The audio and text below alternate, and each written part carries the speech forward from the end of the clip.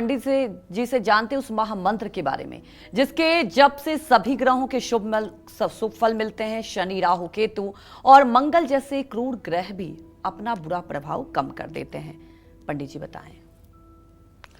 देखिए, आप लोग यदि दुर्गा की साधना में तन्मय हैं, एकाकार हैं, तो मैं आपसे चाहूँगा कि आपके घर में दुर्गा सप्तशती की पुस्तक होगी और दुर्गा सप्तशती की पुस्तक में इस नवार्ण मंत्र के बारे में लिखा गया है और वही मैं आपको सुना रहा हूँ। लेकिन हो सकता है मेरे जल्दी सुनाने में, कहने में आपको सारी बात उतने अच्छे से न समझ में आवे जितने अच्छे से समझने की ज़रूरत है। तो आप प्रोग्राम के बाद दुर्गा सप्तशती के दिव्य अथर्वशीर्ष को जरूर पढ़ेंगे और इस मंत्र की जो टीका है गीता प्रेस पुस्तक की, उसे जरूर पढ़ेंगे।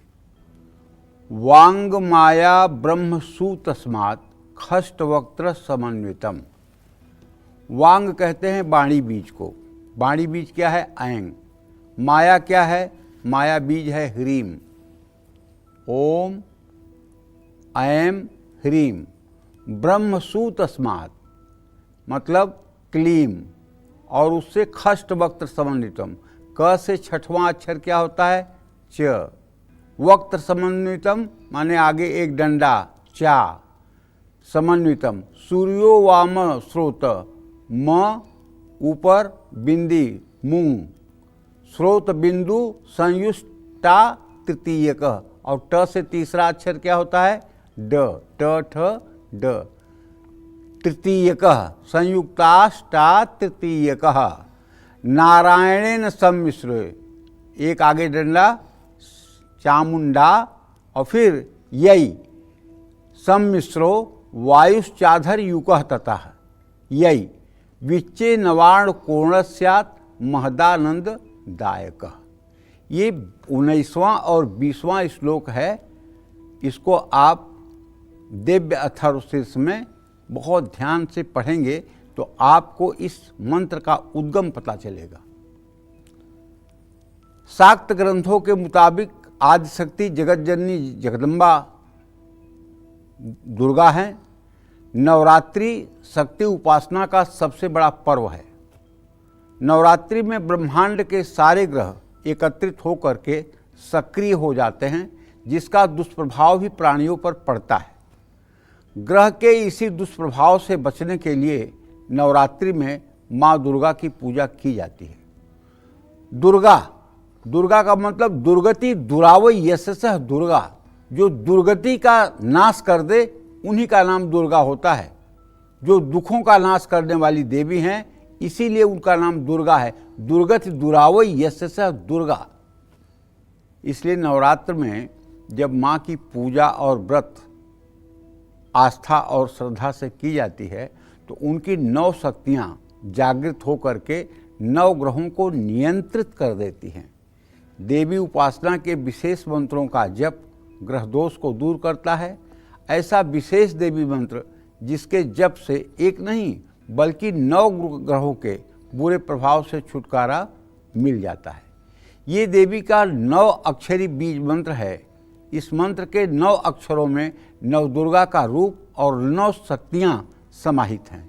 ये 9 शक्तियाँ ही 9 ग्रहों में से एक एक ग्रह की नियंत्रक हैं। इसलिए इस मंत्र का जप नवग्रह दोष की शांति के लिए बहुत असरदार माना गया है।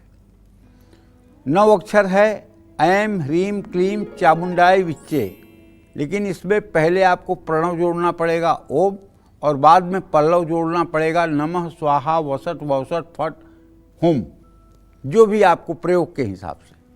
तो नवरात्र में सच्ची श्रद्धा और आस्था के साथ देवी की पूजा करके इस मंत्र का नियमित जप किया जा सकता है। और मैं दावे के साथ कह सकता हूँ, दुनिया में सारे मंत्रों को सिद्ध करने की जरूरत है। जितने भी मंत्र हैं, वो चाहे भगवान शिव के मंत्र हों, चाहे श्री हरि विष्णु के मंत्र हों और चाहे किसी देवी देवता के मंत्र हों, सभी मंत्रों को सिद्ध करने की आवश्यकता है।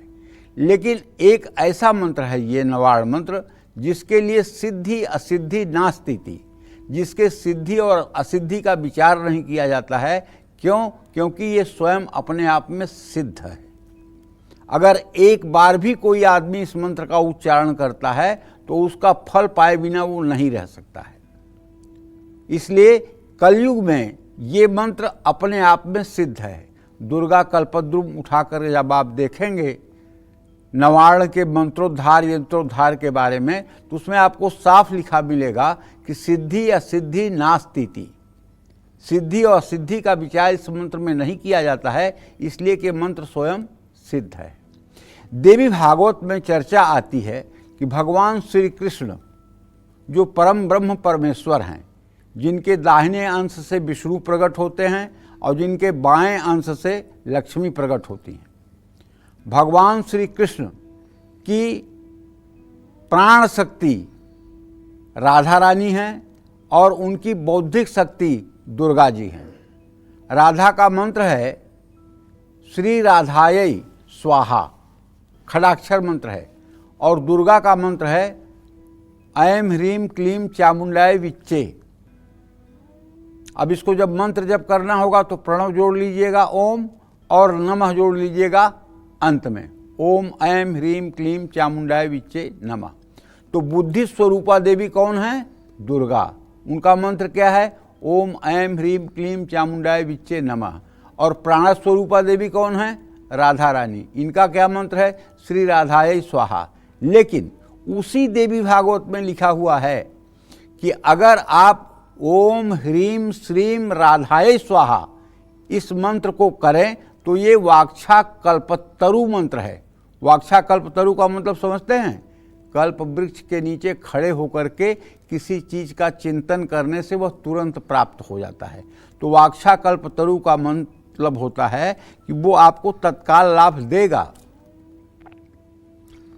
आज हम आपको बताएं कि गीता प्रेस के संस्थापक हनुमान प्रसाद जी भाई जी पोद्दार, जो बड़े ही आत्मबोध महात्मा थे, उन्होंने एक पुस्तक लिखी है जीवन में सफल होने की राह। उसमें उन्होंने लिखा है कि यदि ओम ह्रीं श्रीं राधायै स्वाहा इस मंत्र का 16 लाख जप कर लिया जाए तो मनुष्य का संसार में जो भी अभिष्ट हो, जो भी उसका लक्ष्य हो, उसकी प्राप्ति हो जाती है। इसी तरह से इस नवार्ण मंत्र का भी 9 लाख जप करने वाला अपने समस्त मनोकामनाओं की पूर्ति कर लेता है। आप लोगों को बताना चाहूँगा कि शक्ति की उपासना करने वाले अपने शरीर में 9 चक्र मानते हैं, और वैसे सामान्य रूप से प्रचारित 7 चक्र हैं। मूलाधार जो गुदा मार्ग पर होता है, स्वाधिष्ठान जो यूरिनल पर होता है, मणिपूरक जो नाभि पर होता है, अनाहत चक्र जो हृदय पर होता है, विशुद्धि चक्र जो कंठ में होता है, आज्ञा चक्र जो भ्रू मध्य में होता है, और सहस्रार जो सर के ऊपर होता है। ये 7 चक्र शास्त्रों में माने गए हैं। इन 7 चक्रों की व्याहृतियाँ हैं ओम भू ओम भुवः ओम स्वः ओम मः ओम जनः ओम तपः ओम सत्यम ओम तत्सवितुर्वरेण्यं भर्गो देवस्य धीमहि धियो यो नः प्रचोदयात् ओम आपो ज्योतिरसोमृतं ब्रह्म भूर्भुवः स्वरोम। ये है।